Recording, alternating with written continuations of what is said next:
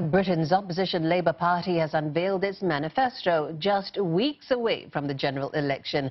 Leader Jeremy Corbyn calls it the manifesto of hope, pushing the message that only his party can challenge the status quo against the super rich. Well, the manifesto includes promises to overhaul economic, housing and environmental policies. For more, our correspondent Natalie Powell joins us live from London. Natalie, so Labour's manifesto, are they key promises to be fulfilled or a tall order that is not actionable?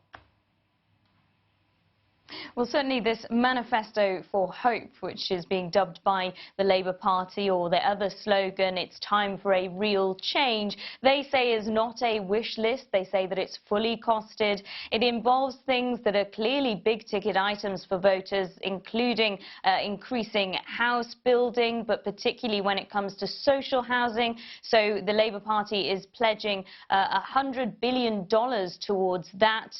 Jeremy Corbyn promising to build 100,000 council houses a year and 50,000 social houses a year. He's also pledging more money to the UK's public health service, the NHS, to the tune of £26 billion. That's around $33 billion. And that is likely to go into things like increasing staffing numbers. The NHS describes itself as in a staffing crisis at the moment, with estimates of around 100,000 jobs, vacancies within the NHS staffing itself.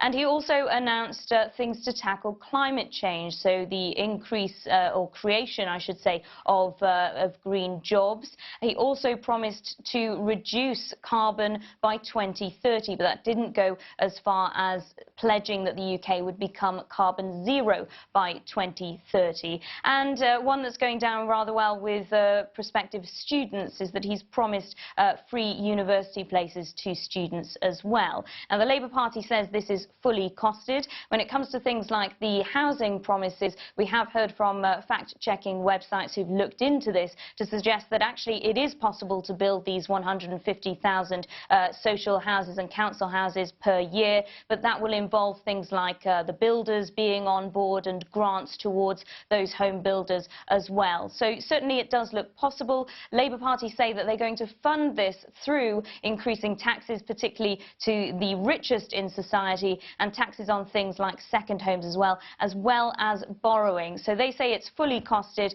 and we've got fact checkers working on what their pledges are at the moment to see if that is the case. But certainly so far, a lot of it seems to be possible, although that will depend on many other things down the line as well. Yeah, this Labour list of this Labour manifesto list that you've just detailed for us. I'm curious, how different is it from the Conservatives' position? And you mentioned the students. How are people generally taking to it? Well, in terms of the Conservative Party, we don't have their manifesto yet. We're expecting it in a couple of days' time. However, we know that they are also going to go towards those big-ticket items like increasing home building and putting more funding towards the NHS. Labour is promising a little bit more funding than the Conservatives are when it comes to the National Health Service. We also know that Boris Johnson is very keen to increase policing numbers on the streets of the UK and reducing crime that way too. So we're expecting those big-ticket items to be announced by the Conservatives within the coming days.